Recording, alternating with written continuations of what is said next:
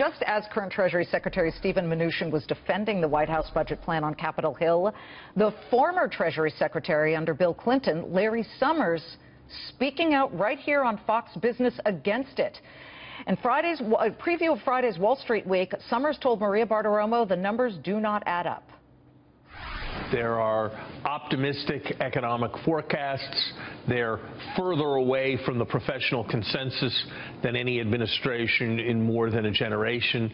That doesn't seem like the best bet, but they're entitled to their opinion. But they're not entitled to violate the laws of arithmetic and logic. Our first guest is ducking out of the House Ways and Means Committee to just give us a take on the negotiations. Republican Jim Renacci of Ohio. Representative Renacci, quick to this point, what's happening in there, and is it being sold to the House at the moment? Well, Liz, thank you for having me. I actually was in the Budget Committee this morning as well. I'm on the House Ways and Means Committee, so I'm in both committees hearing a lot of testimony.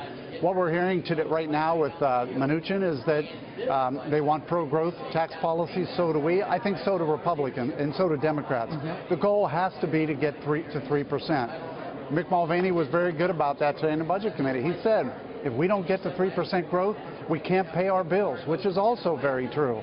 So the goal has to be, let's not say we can't get there, let's figure out a way to get there, especially when over the history of our country, especially the last 20 or 30 years, we've averaged over 3%. We just need to get back there. I agree, and I am encouraged to hear you say you think Democrats would like to see some of the same things. Are you getting the sense from people across the aisle that they would consider negotiating? Because Adam Shapiro just ran a soundbite from Debbie Wasserman Schultz, and of course we heard yesterday from Senator Schumer, and both of them look pretty intransigent on this. Well, first off, that's politics as usual. I was in the Budget Committee, and the first thing I said was, look, we're not cutting spending. The budget isn't cutting spending. We're cutting borrowing from China. Every time we spend money we don't have, we're borrowing from China. So we have to start looking at that. I'm concerned for my children and grandchildren, just like we all should be. I said that at the Budget Committee. I think that's important. This is the first time we received a budget from a president that balances. That's another important thing. Now, I may not agree with everything in the budget, but we have to get to a balanced budget. We have to start recognizing that every expenditure we have, and what Mick Mulvaney said this morning was, I want to look at it from a taxpayer standpoint. If something isn't working, I want to eliminate it, just like people who were using their money. So I think that's important too, and I think that's the direction we have to take. We have to get politics out of the way. We know as well, though, that Medicare and Social Security will be insolvent in 15 years if we don't do something. We've got to do something. Nobody wants to see that. But how do we pay for this budget? The border adjustment tax, and I really want your opinion on this, Congressman, because you're from Ohio. Ohio exports a lot, and also imports parts so that they can put things together to then export them. John McCain, John Cornyn, the two senators, they say this thing's dead on arrival. There are most Republicans who are speaking out saying they don't like it. But Paul Ryan's in a tough position. He needs to somehow get revenue to pay for it. How do you stand on the border adjustment tax? Well, I'm one of the three people that was in the testimony yesterday who said I'm concerned with border adjustment. I'm not comfortable with it.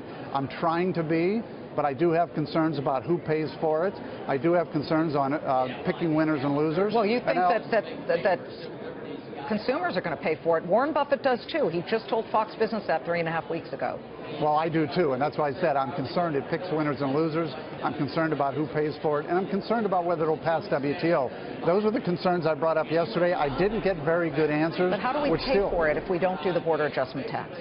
Well, it's kind of interesting because if you don't do the border adjustment tax and you eliminate the full expensing side of the blueprint, you've now paid for it because the full expensing is a cost, the border adjustment is a revenue producer, so there's ways to get there. I think we just have to be willing to work together to get there. Well, thanks for efforting to get there, and thanks for rushing out of the committee meeting, and please feel free to take off the microphone and run back in. Thank you, Congressman. I'm heading back. Thank you very much, Lee.